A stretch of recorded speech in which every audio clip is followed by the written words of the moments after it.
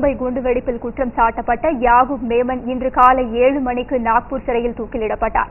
நேற்று யாகூப் மேமன் அனுப்பிய கருணை மனுவை குடியரசுத் தலைவர் ரத்து செய்ததை தொடர்ந்து இறுதி முயற்சியாக தூக்கு தண்டனையை ரத்து செய்ய கோரி உச்சநீதிமன்றத்தில் தாக்கல் செய்யப்பட்ட மனுவை விசாரித்த நீதிபதிகள் தள்ளுபடி செய்தனர்.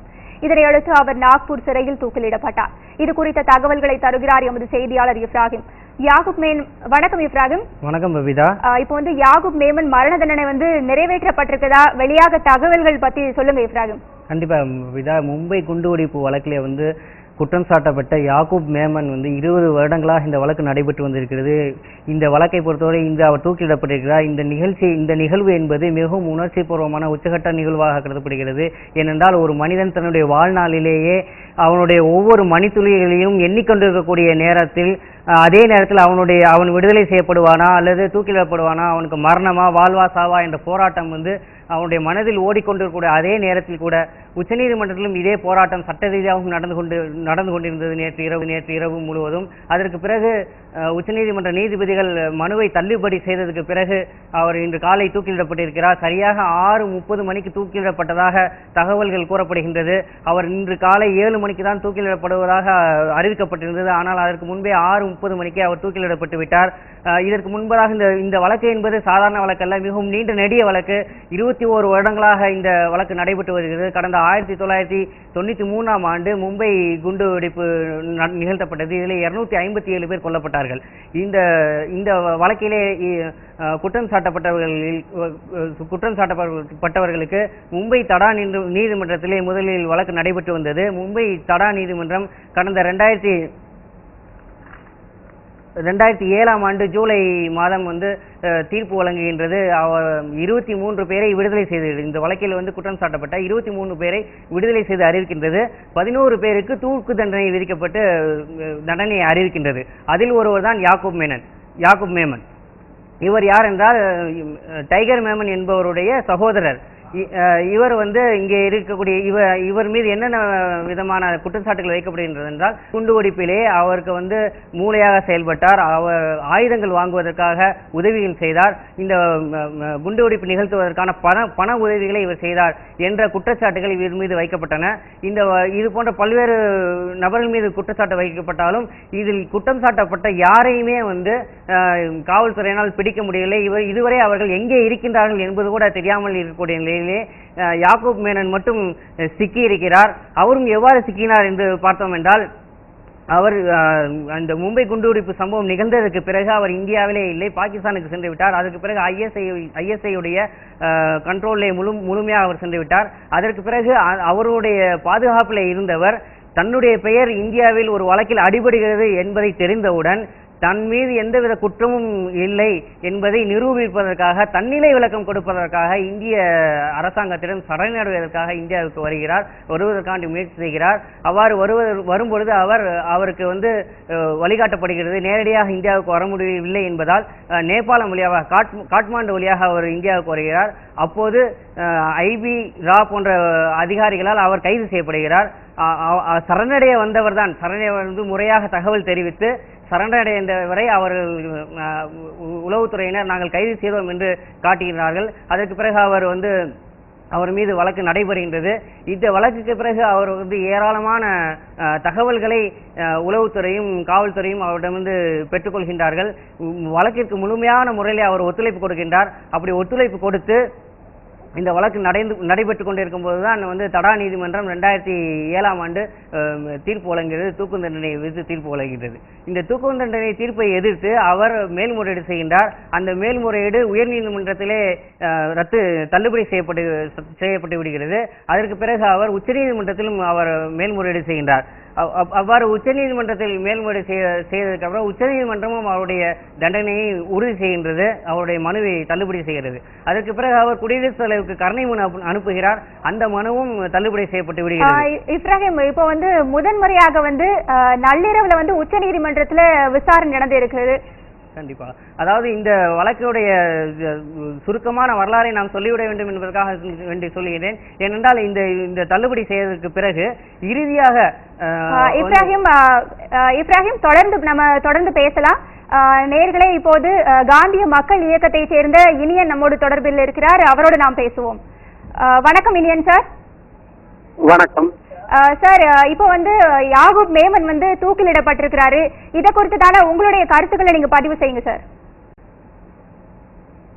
தூக்கு தண்டனை முற்றிலுமாக ஒழிக்கப்பட வேண்டும் என்பதில் மனசாட்சி இருக்கின்ற, மனிதநேயம் இருக்கின்ற மனிதர்களுக்கு இருவேறு கருத்துக்களுக்கு இடம் இருக்காது.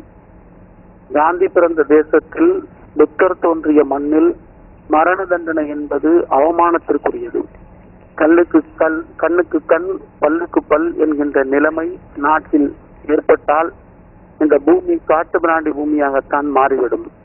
யாகூப் மேனன் அவர்களுடைய தூக்கை உடனடியாக அவர்கள் நிறைவேற்றி இருப்பதும், அவருக்கான தூக்கு தண்டனையை வழங்கி இருப்பதும் நிச்சயமாக ஏற்றுக்கொள்வதற்கான செயல்களில் ஒன்றல்ல. மனசாட்சியும் மனிதநேயமும் நீதித்துறையில் இருக்கிறதா இல்லையா என்கின்ற கேள்வி எழுகிறது. உலக நாடுகள் பலவற்றில் தூக்கு தண்டனை ஒழிக்கப்பட்டு விட்டது. இந்தியா அகிம்சை மண் என்று பேசுகின்றோம், ஆன்மீகம் நிறைந்த பூமி என்று சொல்லிக் கொண்டிருக்கிறோம், கருணை நிறைந்த மண் என்று பேசிக் கொண்டிருக்கின்ற நாம் தூக்கு தண்டனையை ரத்து செய்ய வேண்டும், மரண தண்டனை ஒழிக்கப்பட வேண்டும் என்பதுதான் அனைவருடைய கருத்தாகவும் இருக்கிறது. இது போன்ற அரசாங்கமே திட்டமிட்டு செய்கின்ற கொலைகள் தடுக்கப்பட வேண்டும். உலக நாடுகளில், பல்வேறு நாடுகளில் தூக்கு தண்டனை முற்றிலுமாக ஒழிக்கப்பட்டிருக்கிறது. இந்தியாவும் தூக்கு தண்டனையை ஒழிக்கின்ற நாள்தான் உண்மையிலேயே இந்த தேசம் தலை நிமிர்ந்து இருப்பதற்கான சூழல் அமையும் என இளைய தலைமுறை கருதுகிறது. 2 சோகமான நிகழ்வுகள் இப்பொழுது நடந்திருக்கிறது. ஒன்று, நம்முடன் வாழ்ந்து மறைந்த அப்துல் கலாம் அவர்களுடைய மரணம். அவர் கடைசி வரை மரண தண்டனைக்கு எதிராக தன்னுடைய கருத்தை ஆணித்தரமாக பதிவு செய்தவர்.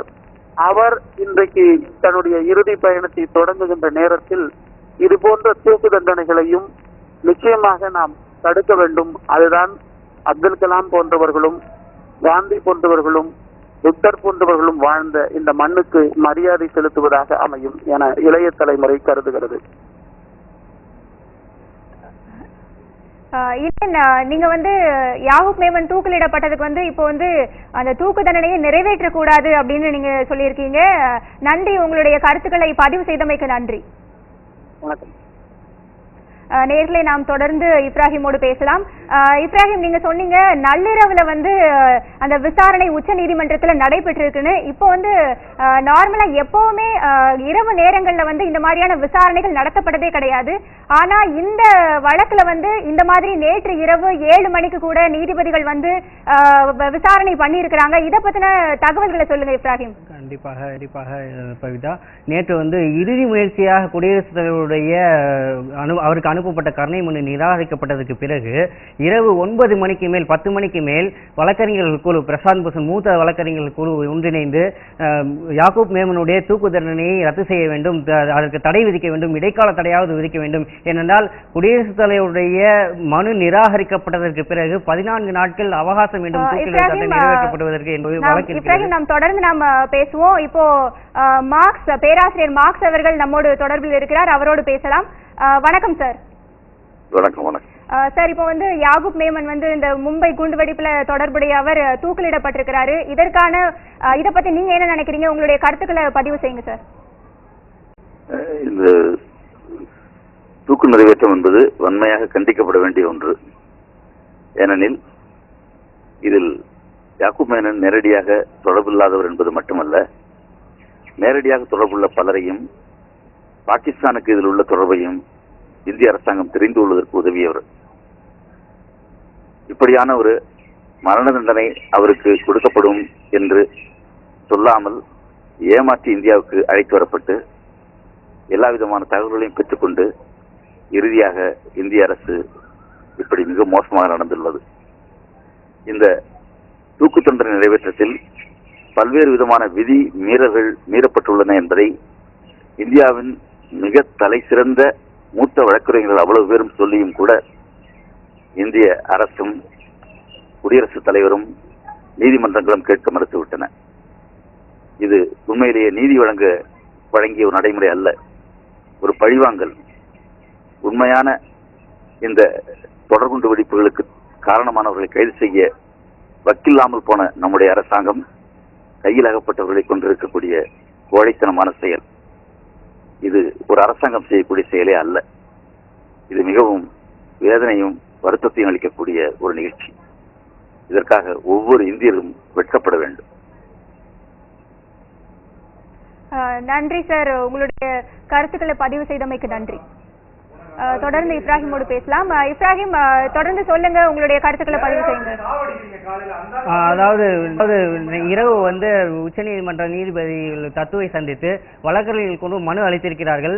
மனு அளித்ததுக்கு பிறகு அந்த மனுவை தலைமை நீதிபதி ஏற்றுக்கொண்டு இரவு 2 மணிக்கு தன்னுடைய இல்லத்திலேயே விசாரிப்பதாக அவர் சொல்லுகின்றார். அதற்கு பிறகு வந்து மாற்றப்படுகின்றது. இரவு உச்சநீதிமன்றத்திலேயே அதனுடைய வளாகத்தின் உள்ளேயே நீதிமன்றத்திலேயே இந்த வழக்கை 3 நீதிபதிகள் கொண்ட அமர்வு விசாரிக்கும் என்று அறிவிப்பு வெளியிட்டார்கள். யார் இந்த நீதிபதிகள் யார் யார் என்றால், ஏற்கனவே நேற்று யாக்கூப் மேமனுடைய மேல்மீறோட்டு மனுவை எந்த 3 நீதிபதிகள் தள்ளுபடி செய்தார்களோ அதே நீதிபதிகள் தான் மீண்டும் இந்த இறுதி மனுவையும் விசாரிக்கிறார்கள். உச்சநீதிமன்ற வரலாற்றிலே இல்லாத அளவுக்கு எல்லா வழக்குகளும் சொன்னார்கள், இதுவரை இப்படி ஒரு நிகழ்வு நடந்ததை பார்க்கவே முடியாது. அந்த வகையில் உச்சநீதிமன்றத்திலே இரவோடு இரவாக பாதுகாப்புகள் பலப்படுத்தப்பட்டு உச்சநீதிமன்ற அலுவலர்கள் எல்லாம் உடனடியாக வரவழைக்கப்பட்டு நீதிமன்ற வளாகத்துக்குள்ளேயே இந்த வழக்கு விசாரணை நடைபெற்றிருக்கிறது. இதற்கு பின்னணி காரணம் என்று நாம் பார்க்கும்போது கூட என்ன நடந்திருக்கிறது என்றால், 30ஆம் தேதி யாக்கூப் மேமனை தூக்கிலிட்டு இட வேண்டும் என்று அரசாங்கம் உறுதியாக முடிவு செய்துவிட்டது. அப்படி முடிவு செய்ததற்கு பிறகு அந்த கடைசியாக இறுதியாக நடைபெறக்கூடிய விசாரணைகள் கூட ஏதோ ஒரு இடத்தில் நீதிபதியுடைய இல்லத்தில் என்று சாதாரணமாக போய்விடக்கூடாது. அது ஒரு வரலாற்று பதிவாக அடுத்தடுத்து வரக்கூடிய வழக்குகளுக்கு இது ஒரு முன்னுதாரணமாக ஆக வேண்டும் என்ற ஒரு திட்டமிட்ட அடிப்படையிலேயே இந்த வழக்கு வந்து உச்சநீதிமன்ற வளாகத்திலே நடைபெற்றதாக சமூக ஆர்வலர்களும் வழக்கறிஞர்களும் கூறுகிறார்கள். பவிதா, இப்ராஹிம், இப்போ வந்து யாக்கூப் மேமன் வந்து தூக்கிலிடப்பட்டிருக்கிறார். இந்த தகவலை மகாராஷ்டிரா அரசாங்கமும் இன்னும் வந்து மத்திய உள்துறை அமைச்சகமும் உறுதி செய்திருக்கா? கண்டிப்பாக அவங்க வந்து இன்னும் உறுதி செய்யல. நாக்பூருடைய சிறை வட்டார தகவல்கள் மூலமாக, டெல்லி வட்டாரங்களிலிருந்து சில மீடியாக்கள் மூலமாகத்தான் நமக்கு இந்த தகவல் வந்து கொண்டிருக்கின்றது. உறுதியான முறையிலேயே மகாராஷ்டிரா முதலமைச்சர் 11 மணிக்கு இதை முறைப்படி அறிவிப்பார் என்று அறிவிக்கப்பட்டுள்ளது. இதற்கிடையில் மருத்துவர்களும் யாக்கூப் மேமனுடைய உடலை பரிசோதித்து அவர் உயிரிழந்து விட்டார், தூக்கிலிடப்பட்டு உயிரிழந்து விட்டார் என்று அவர்கள் சான்று வழங்கியதாகவும் தகவல்கள் வெளியாகியுள்ளன. ஆனால் இந்த தூக்கு தண்டனை நிறைவேற்றப்பட்ட நடைமுறைகள் என்று நாம் பார்க்கும் பொழுது, இரவு வந்து விசாரணைக்கு தலைமை நீதிபதி உத்தரவிட்டதுக்கு பிறகு 2 மணிக்கு நடைபெறும் என்று அறிவிக்கப்பட்டதுக்கு பிறகு 2:30 மணிக்கு என்று மாற்றப்படுகிறது. 2:30 மணிக்கு உச்சநீதிமன்ற வளாகத்தில் நடைபெறும் என்று அறிவிக்கப்படுகிறது. அதற்கு பிறகு நீதிபதிகளுக்காக வேண்டி எல்லோரும் காத்திருக்கின்றார்கள். சரியாக 3:18 நிமிடங்களுக்கு வழக்கறிஞர்கள், நீதிபதிகள் எல்லோரும் ஆஜரானதற்கு பிறகு விசாரணை தொடங்குகிறது.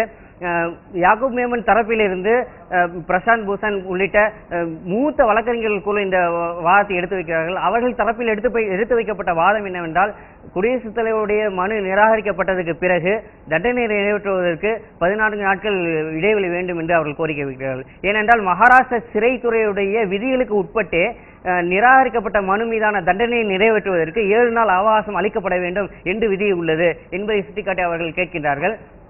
அடுத்தபடியாக மகாராஷ்டிராவுடைய எந்த விதிகளும், சிறை விதிகளும் இதில் பின்பற்றப்படவில்லை என்ற கோரிக்கை முன்வைக்கிறார்கள்.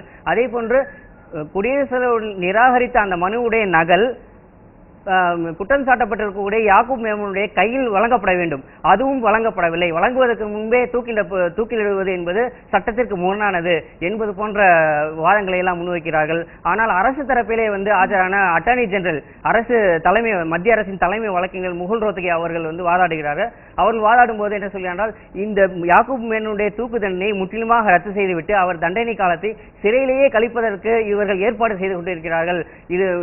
இந்த மனைவிலே எந்த சட்ட ரீதியான முகாந்திரங்களும் எதுவும் இல்லை என்று முழுமையாக அவர்கள் மறுக்கிறார்கள். அதே போன்று அரசு தரப்பில் வைக்கப்பட்ட வாதம் என்னவென்றால், யாக்கூப் மேமன் தரப்பில் வந்து இரண்டாவதாகத்தான் வந்து ஏற்கனவே முதல் கருணை மனு தாக்கல் செய்யப்பட்டது.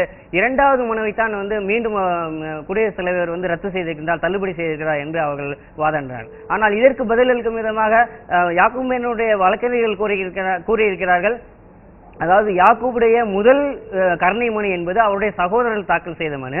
2வது நேற்று இரவு குடியரசுத் தலைவருக்கு அவர் தாக்கல் செய்த மனுதான் யாக்கூப் மேமன் தரப்பிலிருந்து தாக்கல் செய்யப்பட்ட மனு என்பதாக அவர்கள் வாதிடுகிறார்கள். ஆனால் அனைத்து தரப்பு வாதங்களையும் கேட்டதுக்கு பிறகு 3 நீதிபதிகளுமே அவர்கள் தீர்ப்பை வாசிக்கிறார்கள். சரியாக இந்த 3:18 ஆரம்பித்த இந்த வழக்காடு மன்றம் வழக்கு நடைபெற்று சரியாக 5 மணிக்கு தீர்ப்பு வழங்கப்படுகின்றது.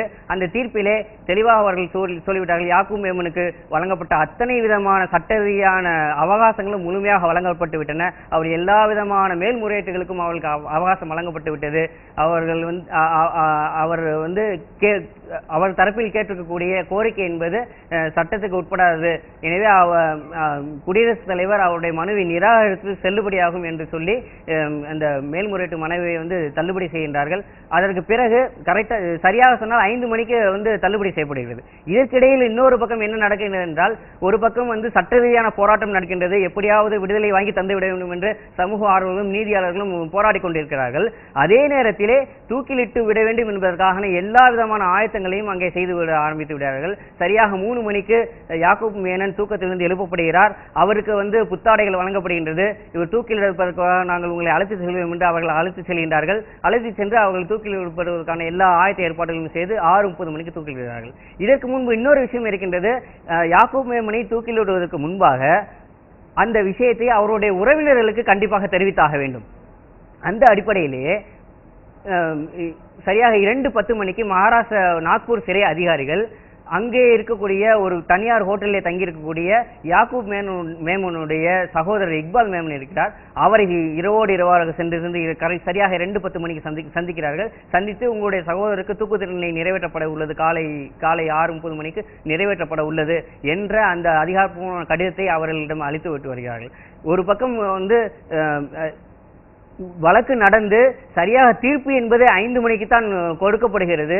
ஆனால் அந்த தீர்ப்பு கொடுக்கப்படுவதற்கு முன்பே உங்கள் சகோதரை நாங்கள் தூக்கிடுவதற்கு ஆயத்தமாகிவிட்டோம், கண்டிப்பாக 6:30 மணிக்கு அல்லது 7 மணிக்கு தூக்கிலிட்டு விடுவோம் என்ற கடிதத்தை எவ்வாறு கொடுத்தார்கள் என்ற கேள்வியையும் சமூக ஆர்வலர்களும் நீதிமன்றம் கேட்கிறார்கள். பவிதா, நன்றி இப்ராஹிம், உங்களுடைய தகவல்களுக்கு நன்றி.